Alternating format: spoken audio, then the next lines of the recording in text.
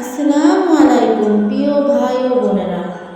আজ আমি এমন একটা কথা বলবো যে ভুলগুলো আমরা প্রতিদিন করি কিন্তু গুরুত্ব দেই না। আমরা প্রতিদিন কত ভাত নষ্ট করি, প্লেটে ফেলে দেই, হাঁড়িতে পড়ে থাকলে ফেলে দেই, বাসি হলে বলি থাক আর খাবো না। কিন্তু জানেন কি, এই এক মুঠো ভাতের জন্য দুনিয়ায় আল্লাহর ভয়াবহ গজব নেমে আসতে পারে। আজকের ভিডিও শেষ পর্যন্ত দেখবেন, কারণ আজকের কথাগুলো আপনার আমার জীবন বদলে দিতে পারে। ভাত কি শুধু খাবার? ভাত শুধু ভাত না, ভাত হলো আল্লাহর নিয়ামত, ঘাম ঝরানো কৃষকের পরিশ্রম, একজন দরিদ্র মানুষের স্বপ্ন। রাসূল সাল্লাল্লাহু আলাইহি সাল্লাম কখনো খাবার অবহেলা করেননি। খাবার পড়ে গেলে পরিষ্কার করে খেতেন। হাদিসে এসেছে, তোমরা খাবারের কণা কণাকে সম্মান করো, কারণ তোমরা জানো না কোনটাতে বরকত রয়েছে। এক মুঠো ভাতেও আল্লাহ বরকত রাখতে পারেন। গজব নামার প্রথম আলামত, এক, রিজিকের বরকত উঠে যায়।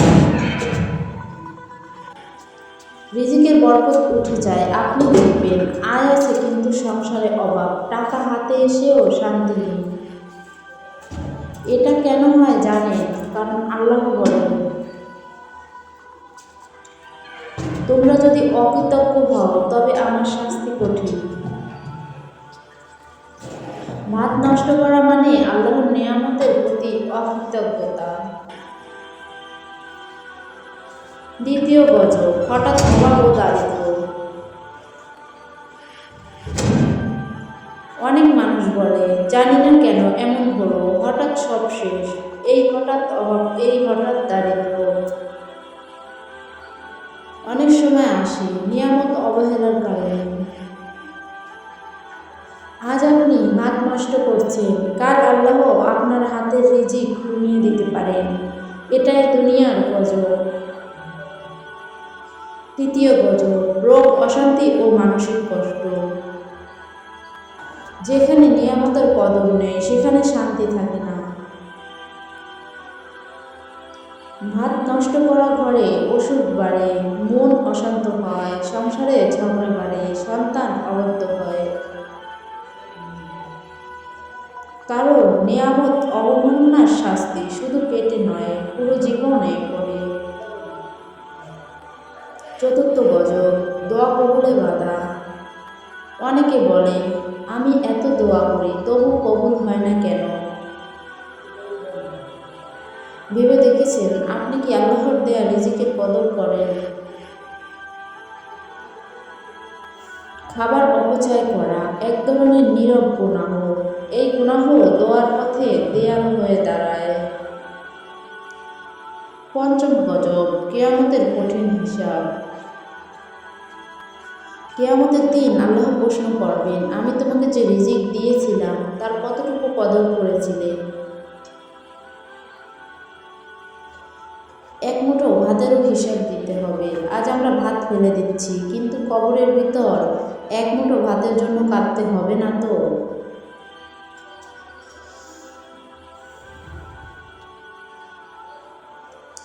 একটা ঘটনা বলি, এক মা প্রতিদিন ভাত ফেলে দিতেন, বলতেন এত ভাত কে খাবে?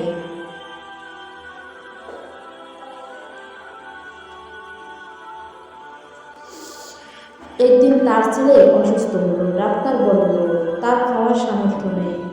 আজ সেই মা কাঁদে, হে আল্লাহ, এক মুঠো ভাত দাও। নিয়ামত অবহেলার ফল দুনিয়াতেই দেখাতে শুরু করে আল্লাহ।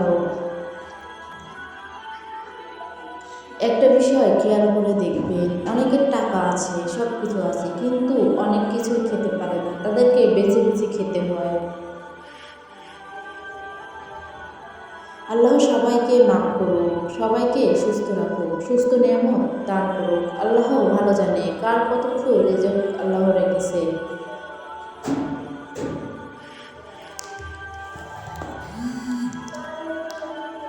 আমাদের করণীয়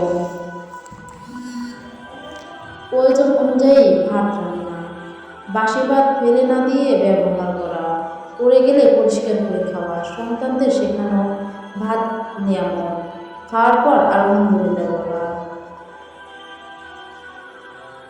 আজ আমরা ভাত নষ্ট করছি, কিন্তু কাল যদি আল্লাহ এক মুঠো ভাত কমিয়ে দেন,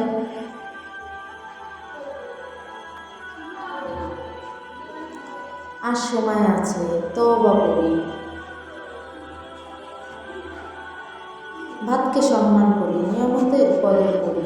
আল্লাহ যেন আমাদের অকৃতজ্ঞদের দলে না রাখেন, আমিন।